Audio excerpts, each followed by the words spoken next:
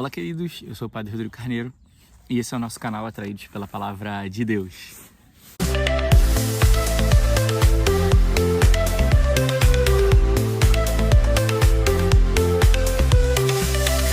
Bem, então sejam muito bem-vindos, você que faz parte do nosso canal, já é um atraído pela Palavra de Deus. Seja muito bem-vindo também, você que está chegando aqui pela primeira vez, que está conhecendo o nosso canal. A gente está começando mais uma semana, a 18ª semana do Tempo Comum. A gente está começando hoje com essa segunda-feira. E eu queria, nessa segunda, onde a gente celebra o dia do pároco, o dia do padre. A gente celebrou também ontem no domingo, né? Porque o primeiro domingo de agosto sempre é o domingo dedicado ao padre. Então a gente tem 2 dias seguidos. Então assim, queria te convidar também hoje a enviar uma mensagem para o seu pároco, né, para o seu padre, saudar ele, né, pelo dia de hoje, né, para que ele se recorde que há ovelhas que estão lembrando dele, né, que há ovelhas que amam, que cuidam do seu pastor. Então, manifeste também seu carinho, né, sua atenção pelo seu padre. Essas coisas não são essenciais, não são primordiais para o nosso ministério, mas dão muito sentido e ajudam muito a gente. Então, eu queria te motivar a isso também, né? Diante do sumo e eterno sacerdote que está aqui atrás, que está no altar da cruz, né? Que a gente está vendo bem aqui atrás. Bem, então hoje, dia de São João Maria Vianney, que é padroeiro dos sacerdotes e também dos confessores. São João Maria Vianney, ele era muito fraco nos estudos, né? Porque ele era do campo, então ele começou a estudar depois dos 10 anos de idade.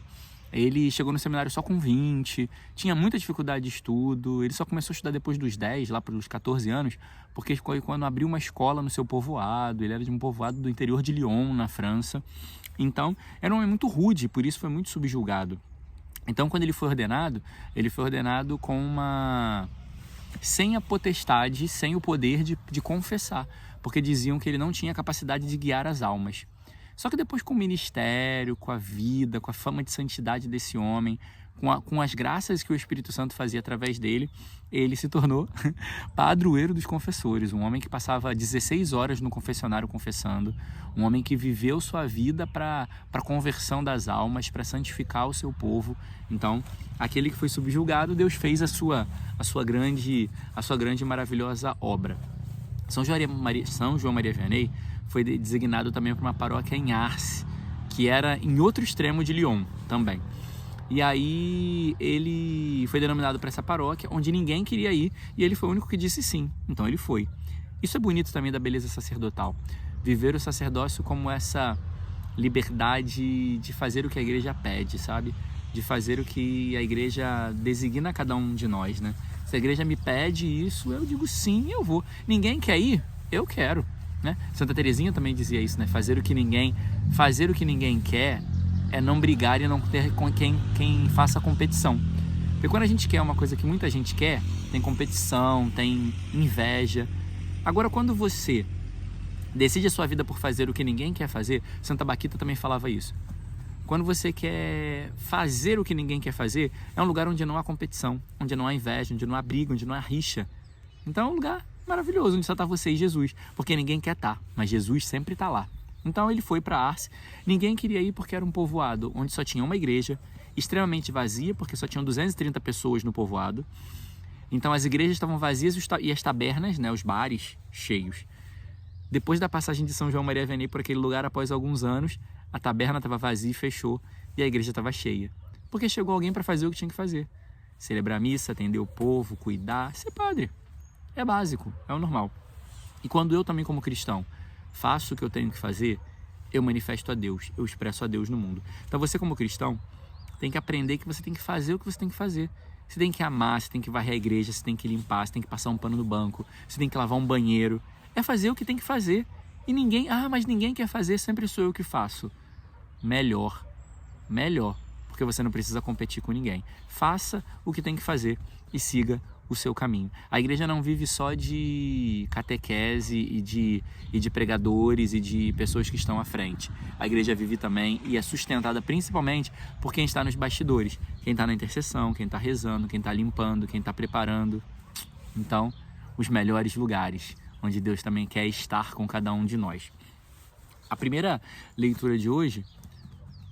esqueci de falar uma coisa que é muito bonita da história de São João Maria Vianney, que ele, quando chegou na cidade de Ars, ele não sabia onde era, e aí a cidade de Ars era assim, você chega no alto e desce para chegar na cidade. Isso é o que contam, porque eu nunca fui. Mas ele chegou e não sabia onde era a cidade. E aí ele viu um menino, um jovem, e aí ele falou, mostra-me o caminho de Ars, que eu vou te mostrar o caminho do céu. Olha que bonito isso, né? Mostra-me. E aí tem algumas frases que a gente vai ver, são domingos. Ai, meu Deus, são domingos não, são... esqueci agora o nome do santo, mas tem um outro santo também que... Não é São Domingos Sávio não, tô com São Domingos Sávio na cabeça porque eu tava lendo esses dias santos crianças, né? E que foram coroinhas. Aí é São Domingos Sávio. Mas São...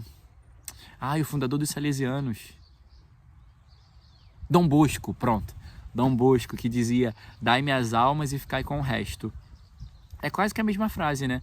Dai-me as almas porque eu quero a salvação das pessoas e fique com o resto, com dinheiro, com política, com o que você quiser ficar. Só dá-me as almas e ficar com o resto. São João Maria Vianney também, me mostra a Ars, que eu te mostro o caminho do céu. Então é isso que a gente tem que desejar, sabe? Mostrar às pessoas o caminho do céu, impulsionar corações para Deus. Essa é a nossa primeira, maior, mais perfeita, mais grande... a gente usa isso aqui no Chile, né? Mais grande missão. Aqui pode falar mais grande. Como eu tô aqui, eu vou falar mais grande missão de cada um de nós. Na primeira leitura, a gente vai ver o povo reclamão, né? Como que esse povo reclama, né? Não tinha nada, aí Deus deu maná, agora eles estão reclamando do maná. Porque só tem maná, esse alimento que não tem gosto de nada, e eu não quero mais, e não sei o quê. Só que o foco da leitura é, em primeiro lugar, o povo que nunca está satisfeito com nada. Só que o foco da leitura principal é olhar a vida de Moisés. Porque Moisés começa a reclamar do peso desse povo nos ombros dele. Então a gente vai ver que Moisés era um homem de Deus. Moisés via a face de Deus. Semana passada a gente viu Moisés com a face que brilhava quando entrava na tenda para falar com o Senhor. Moisés intercede pelo povo. Moisés é um sacerdote. Intercede pelo povo, oferece sacrifício por eles, pastoreia, guia. Moisés é um sacerdote. Só que a gente vai ver, na leitura de hoje, e tem tudo a ver com o dia sacerdotal, a fragilidade de Moisés. O sacerdote, o seu padre, o seu pároco, ele tá ali para te conduzir, para te levar para Deus, para celebrar os sacramentos, para te ajudar, mas ele também é um ser humano. Ele também é um homem que tem as suas fraquezas, que não deve viver delas, mas que tem suas fraquezas, que vai ficar cansado, que às vezes vai se estressar, que às vezes vai ficar revoltado com alguma coisa. Não deve viver revoltado, não deve viver cansado, não deve viver de mau humor. Mas vai acontecer algum dia. E pode ser que você tenha a má sorte de encontrar com ele num dia que ele não está tão bem. Mas é entender que ele é um ser humano. Porque às vezes a gente fala, mas é o padre fez isso. Cara, mas às vezes você faz coisa pior. Às vezes você é mais ignorante, às vezes você é mais rude. Então assim, é entender que também é um ser humano. Ele é um homem de Deus, faz coisas sublimes, como trazer a Eucaristia, como trazer Jesus na Terra. Mas ele não deixa de ser um ser humano, que tem dificuldades, que tem limitações, que tem fraquezas, entende? Então, ele não deixa de ser um ser humano. Então a gente também tem que entender isso, e é por isso ajudar, a amar, a compreender, a ter misericórdia, porque ele não deixa de ser um ser humano. Eu sou um ser humano. Quem me conhece sabe de cor aí todas as limitações que eu tenho. E que não são poucas, e eu não tenho vergonha de dizer, não. Mas que não são poucas. Mas eu tento, e às vezes consigo, às vezes não deixar que elas transpareçam tanto para dar o meu melhor para Deus e pelo povo, né, que me foi confiado. No Evangelho, a gente vai ver que Jesus quer viver o seu luto. Ele acabou de saber que João Batista morreu, então ele quer viver o seu luto. Quer sofrer, quer chorar. E aí ele vai para o deserto, pega uma barca e vai para uma região deserta. Não consegue muito tempo ficar sozinho, né?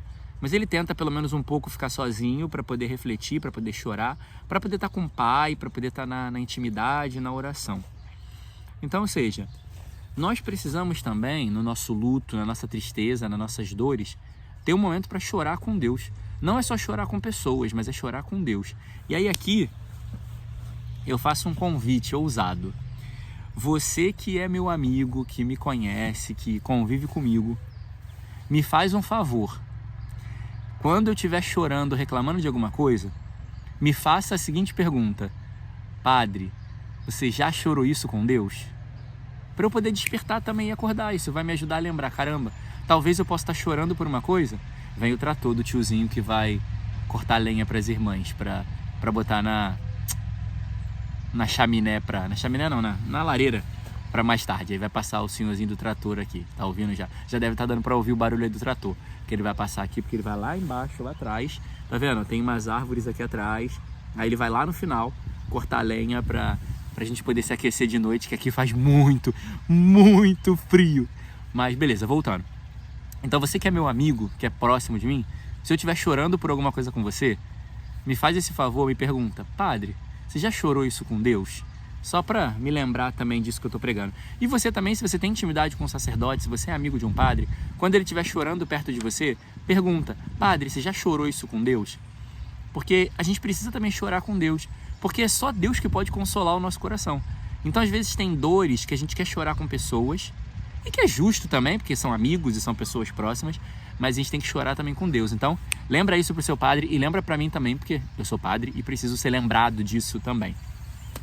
Outra coisa é que Jesus estava triste, mas teve compaixão e foi curar aquele povo. Porque muitas vezes eu vou estar chorando, mas eu vou ter que consolar alguém. Não é porque eu estou chorando e que eu estou triste que eu não vou consolar o outro. Não é porque eu estou chorando e estou triste que eu vou dizer eu não vou fazer. Então muitas vezes eu e você vamos estar tristes, vamos estar com dor, não vamos estar aguentando a cruz, mas eu vou ter que ser suporte para alguém na dor que ele está passando. Porque essa é a missão da vida cristã também. Eu não estou aguentando, está pesado, está difícil, mas a minha missão é também ser suporte e ajudar alguém. É ajudar outra pessoa a suportar e passar por aquilo que ela está passando. E aí, por fim, o Evangelho vai dizer para nós que só tinha 5 pães e 2 peixinhos, mas Deus fez muito a partir daquilo. Porque o pouco que eu tenho com Deus se torna muito.